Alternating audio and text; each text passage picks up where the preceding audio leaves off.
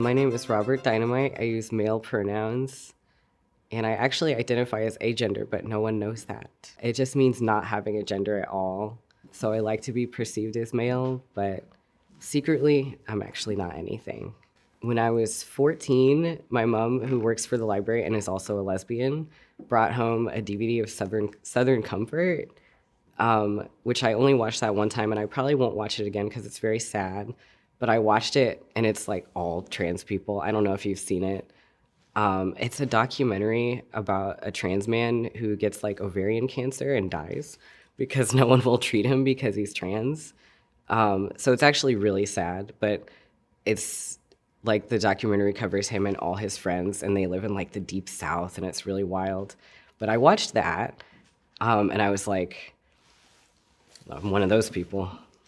That's what that is.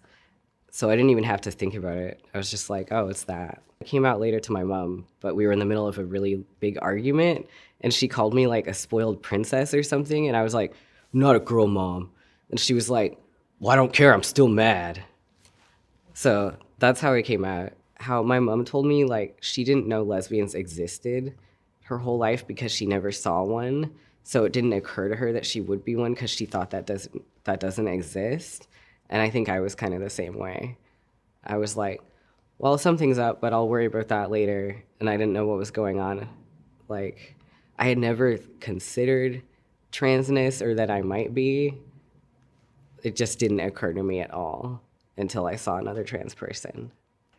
Like, it sounds mean, but I literally don't have time to explain things to people. Like, it's not my job. It's not any trans person's job. Like, just use Google. There's like been 1,000 trillion books written on the subject that are really amazing and explain things a lot better than I could. And I just want to refer people to those books. I don't feel like I actually do perform gender. People don't know that, but I don't. Like, and I don't do drag either. I dress up. I'm not dressing up as anything. I'm just trying to look nice. But like when I was a kid, I definitely hated my appearance a lot more. And going on hormones helped a lot. And it's funny because I actually only started, here's a funny story. I only started taking hormones because I don't think people believed me when I was telling them I was trans. And I literally started because I wanted them to perceive me as male, and they weren't respecting anything I was saying. And I was like, maybe this will show you I'm serious when I say I want male pronouns. Like, I prefer those, and let me go a step further and start taking hormones to show you that, which is a weird reason. And I was like, I actually don't care what happens. And I wound up losing all my hair, which was very sad, but I traded it in for a lot of body hair and a mustache. And all of a sudden, everyone started using the right pronouns out in the street. And I was like, okay, like I miss my hair a lot, but it was worth the trade. This town is so woke that nobody gets it wrong. I actually wear a pronoun pin on my apron at work because everyone thinks I use they and them pronouns. I don't. I never have. I've been out for like 15 years, and I was like fighting tooth and nail just to get people to respect my pronouns. And I'm not gonna switch it up now. Like, I like those pronouns a lot and I wanna use them. But I guess a lot of people think because I present so like queerly and just look so queer that I wouldn't use those pronouns, but they're wrong. But even that's why I wear the pronoun pen at work, because otherwise customers will just use they and them pronouns, which is awesome that people do that here, but I personally don't like it. And that's, to me, I guess that's like sort of like being misgendered, but it isn't really. I've just been on hormones so long that I don't ever get misgendered the other way unless someone thinks for some reason I'm a trans woman and they're trying to respect that, which is like a whole other can of something strange that I don't even care to get into.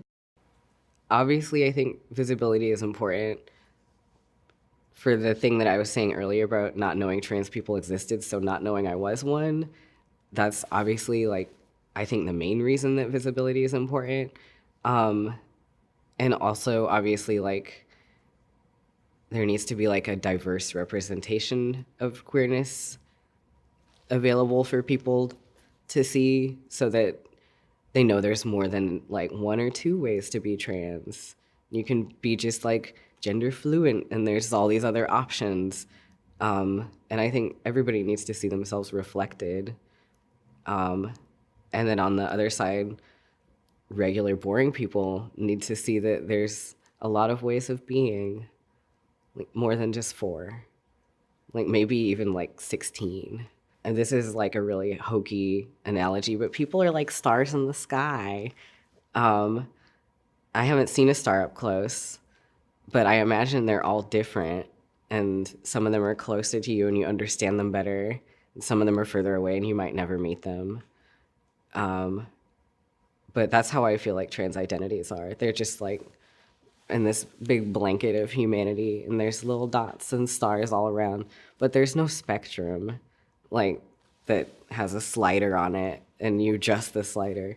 I know some people subscribe to that, and maybe that is their reality, but that's not mine. It is hard being trans. Like, even if you're not out and you're never gonna be, which is real and interesting that some people live that way,